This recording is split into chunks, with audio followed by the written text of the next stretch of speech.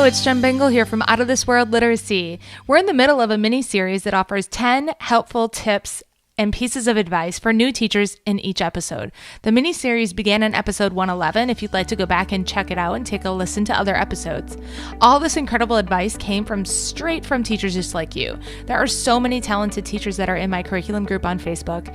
I asked them to finish this statement. The one piece of advice I would offer to a newish teacher is blank because blank. I got so many amazing responses that I wanted to share them with you all. So let's get started with today's top 10.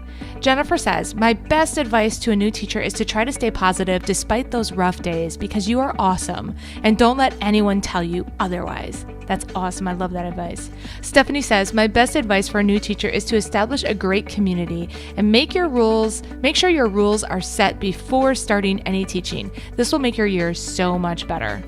Carol says, my best advice for a new teacher is to be consistent in terms of rules because if you aren't, the students will figure it out quickly and they will walk all over you. So consistent expectations, routines, and rules, very important.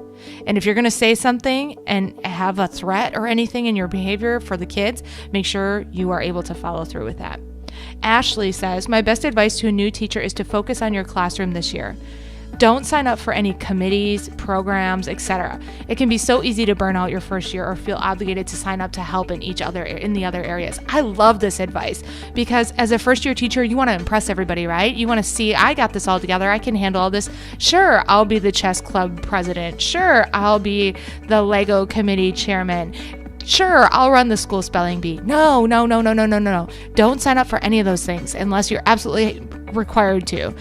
Do as little outside of the classroom as possible. Focus on just really learning your skills in the classroom.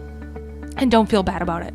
Tara says, my best advice for a new teacher is to get to know your students. Every single one of them. They know what works and what doesn't work for them because eventually they will almost always want to do their best to please you. Alicia says, my best advice is for a newest teacher is to find your marigold in your building. And there's a really great blog post and podcast from my friend Jennifer Gonzalez. She blogs over at cultofpedagogy.com. And this blog post and podcast episode is called Find Your Marigold, the one essential rule for new teachers. If you want to go check that out, I definitely recommend it. Kathy says, my best advice is to take it easy on yourself. Do the best you can in a reasonable amount of time and accept it. Rhonda says, my best advice for a newish teacher is build real relationships with your students because they will only want to learn from someone who they believe truly cares about them. This is so key. Madeline says, my best advice to new teachers is to be organized and to develop good management skills with your students because without management, you will not be able to have a good productive year. Get to know your students' interests. And the last one for today is from Rachel. Rachel says, my best advice for a newish teacher is to be sure you take deep breaths and remember to keep yourself grounded. It's okay to ask for help and know that more experienced teachers want to give it, but also they need you too. Have a goal, plan, and go forth. These goals and plans may change periodically, but not drastically. It's okay to make mistakes and acknowledge that. I hope you enjoyed these tips for new teachers. Even if you're a veteran teacher, there may be a few pointers that will offer simple mind shifts or reminders for you going into your new school year. It's been my pleasure chatting with you today. Know that I'm the biggest fan of the work that you and your students are doing in the classroom each and every day. If you'd like more teaching tips, you can check out outofthisworldliteracy.com.